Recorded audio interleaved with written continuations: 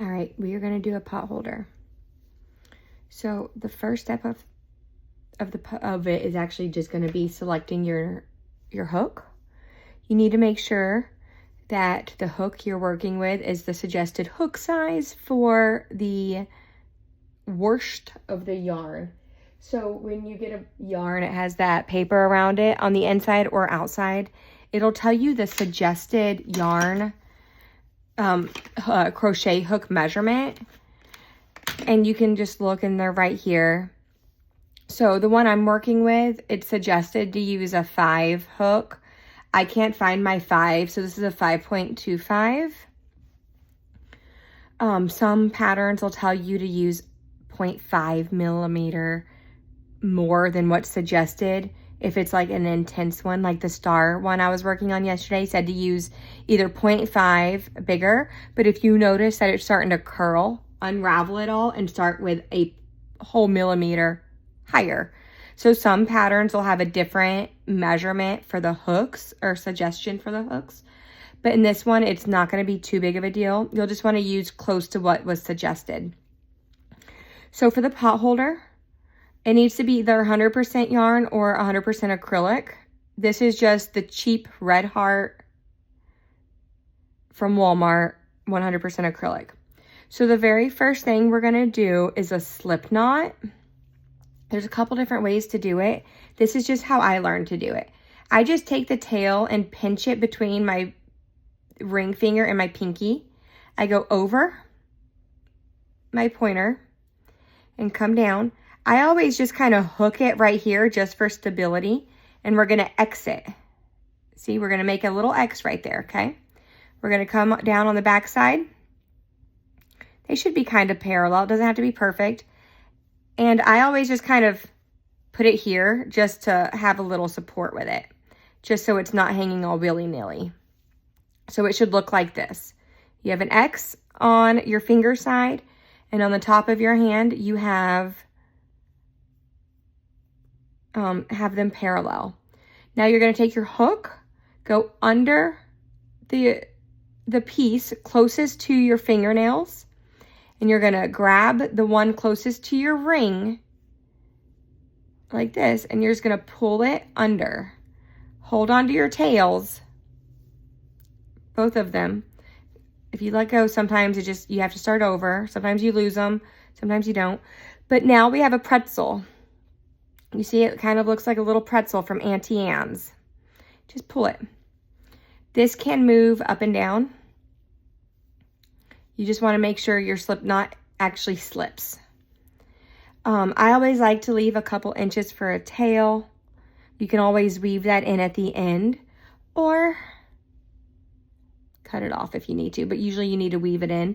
Some patterns, you can just work it into it. I can show you that with the magic rings. So to start, we are going to do our starting chain. I usually do between 35 to 45 for a pot holder. The starting chain is going to determine the size of it. So this right here is the starting chain. This was 25. This kind of creates too small of a pot holder because at the end of the day, when we're done, and it folds like this, this has too many rounds on it because I wasn't paying attention. But we're going to take it. It'll look like a tote. Once we get it to the correct size, we just kind of fold it on top of each other like this, like a little diamond. And then we'll take an embroidery yarn needle and sew it shut. But what you're going to do essentially is do your starting chain, and then you're just going to work around until it eventually looks like a tote bag, okay?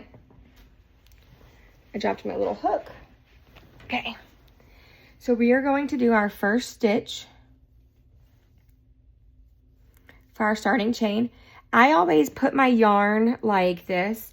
I just take it, drape it over the working strand. I just drape it over my pinky and twist it up over my ring finger, and then I just hold the tail. This was just how I learned to do it. Just do what works the best for you. So to do the starting chain, we're going to go under and pull through. under, pull through, under, pull through, okay? Under and pull through. And you want to keep these equal in size. So you don't want to try to make them really tight and start pushing them down or making them too loose. You want to really focus on your tension and just try to keep it consistent throughout so that they're pretty much similar in size. Now, they're not all going to be perfect, but you don't want any that are like abnormally small, or you don't want to do like that, right? You just want to keep them close to all the same size so that you have consistency throughout your whole project. Sometimes if you mess up on your tension, it'll derail where you're going. So we're going to just keep going to do 35 or 45 or however many you want to do. I don't recommend 25 because it's a pretty worthless pot holder. 45 makes like an oversized one, and you can use it as like a little hot pad, like a trivet to put like a pot on, because these are not going to melt and they'll be double layered, so they'll be nice and thick. This one I kind of want to make to be a little oversized. All right. So this is probably good enough. I wasn't counting. I hope you were. Now, to count your stitches, if you need to go back and count, you're going to count from this side. If you count from this side, it's kind of difficult. This is the back side, and this will be the front. It looks like a braid. So each V is a stitch. So if you're counting, you would count it like, oops.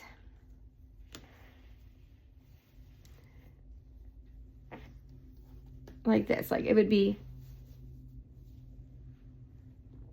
the one that you have on is a working one, so I don't count that. So it would be 1, 2, 3, 4, 5, 6, 7. See, I'm just counting the V's, 8, 9, 10, 11, 12, and so on. So we are going to start with our first little turn. Now on the pot holders, you don't have to chain extra for the turn. We are going to just go into the next chain back from where we were. So this one is the working stitch. So we are not going to go into here, okay? We are going to go into this stitch right here, the one directly behind the one we are currently working on. So you can see this one sort of has a V, right? The one where we're currently looped onto, there's sort of a V right there, but that's where our strand, our working strand, goes through. So we're not stitching in through that one. We're going to go into this one. So we're going to take our hook and just stick it on in there, okay? So you should have a little piece on each side. We just stuck it in the middle of the V, okay?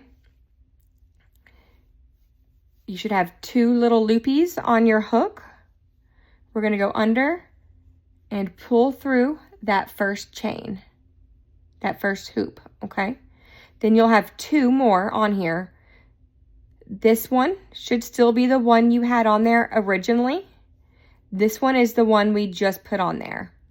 We're going to yarn under again, and then this time we're going to pull it through both. Oops, I got a little tight on here. We're going to yarn under and pull it through both. My hands are a little sweaty, so it's sticking. So that is our first single crochet of this project, okay? You're going to go to the next stitch. Remember, we're not going to go into the one that we're currently working on. So we're currently in this stitch right here. You see how it's kind of bigger? We are going to go into this stitch right here, this V. This V is currently activated and being worked in, so we're going into the middle of this V. And you can just go right under this little one right here, because we're just going to be working from the top, okay?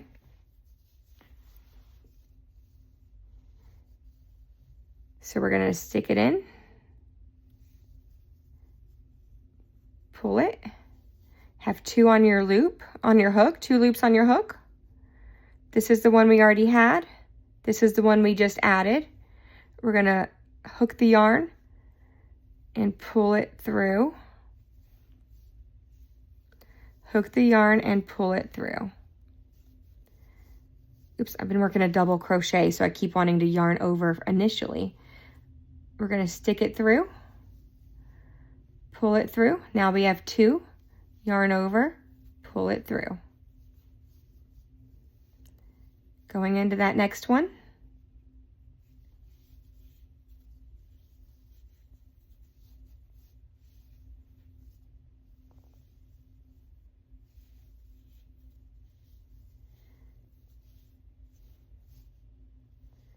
We're just gonna keep doing this. Stick it through, hook it, pull it, hook it, pull it.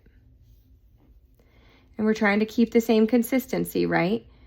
It's not always gonna be perfect, but at the end when you complete it, it'll be pretty damn close. See how this piece of yarn right here is kind of splitting? Don't worry about that. That's just the little yarnies separating a little bit. It's not a stitch you did wrong, as long as you didn't separate the yarn with your hook. It's just sometimes it happens. We're gonna stick it through, pull, hook it, pull.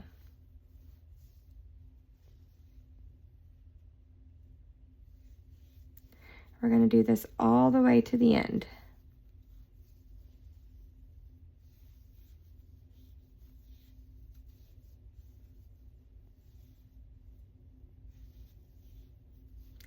And you see how my little tail is curling right here?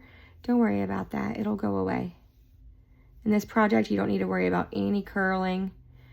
It's really, really simple. And just keep your attention pretty consistent. My hand feels so clammy, so the yarn feels like it's sticking. So I'm not really adjusting my tension, even though it looks like it. I'm just really trying to unstick it from my hand.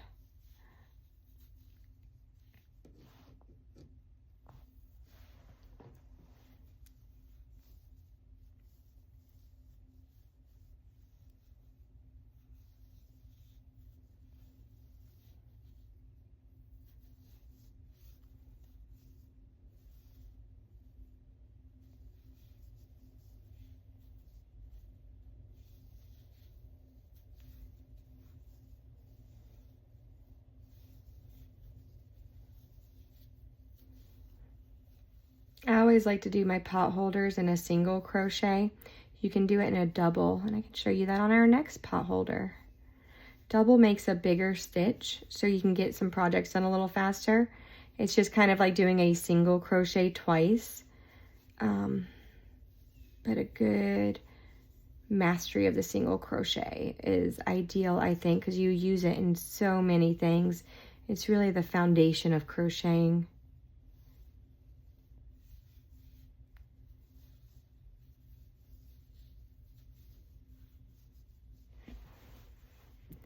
So we're gonna push it through, hook it, pull it, hook it, pull it.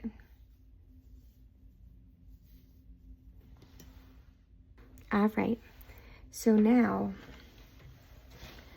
I am to the end of my starting chain. Worked my way all the way in.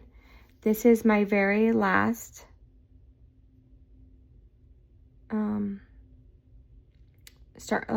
stitch on the starting chain, and that's my slip knot.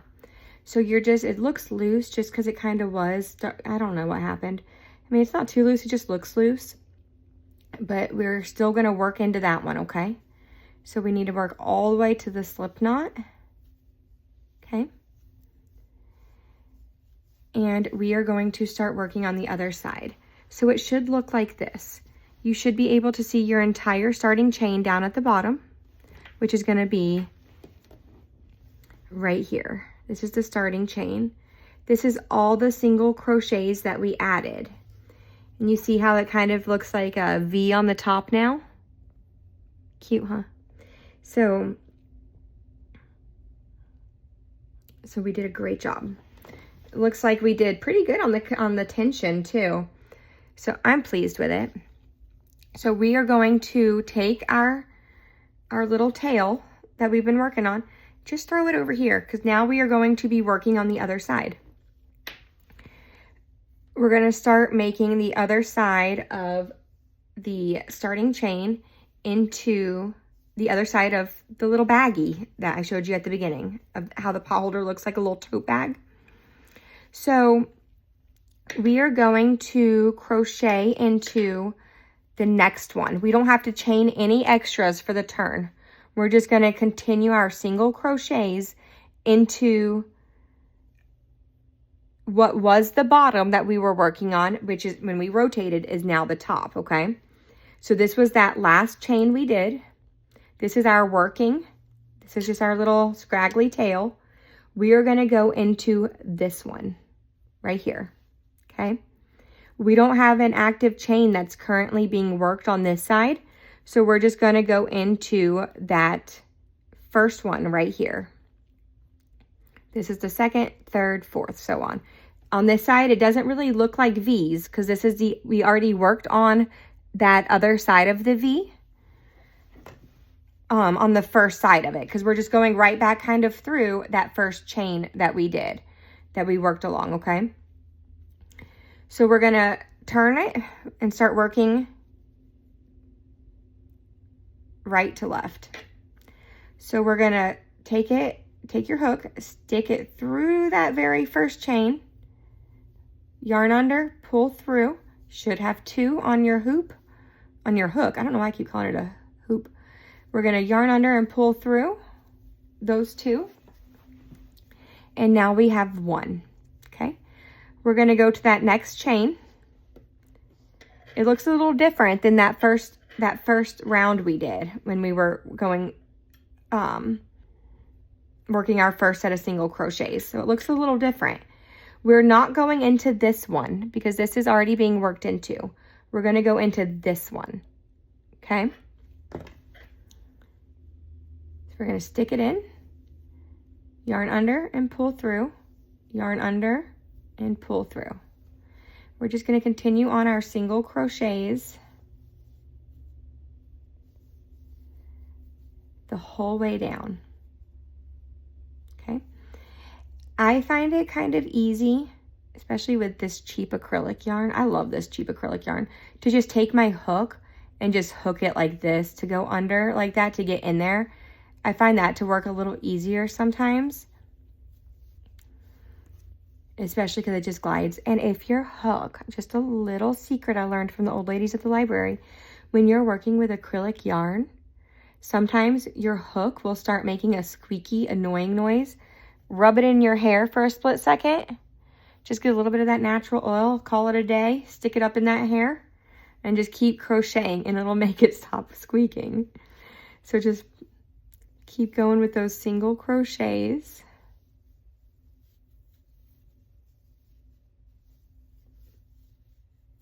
And pretty soon you'll be so fast at this.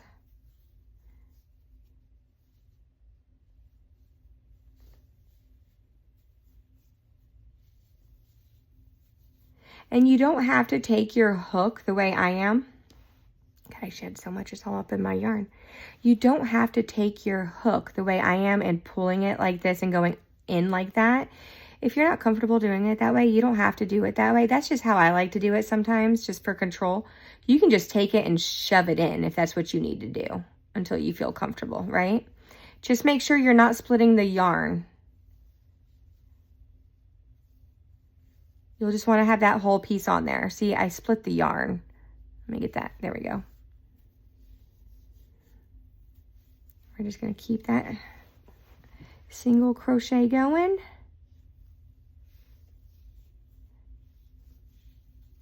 Pretty soon you're going to have so many pot holders. These are kind of addicting. Just keep a consistent tension on your yarn too, just to keep the same size. You don't want to make them very tight. When you make your stitches really tight, it makes it hard to just stick your hook through your working chain that the one you're working in at that point. because you have to really wiggle it in sometimes. You'll split the yarn, and sometimes just go through half of it. It's just really a pain. So don't do it too tight, but then don't do it too loose. Just practice until you feel comfortable with your tension.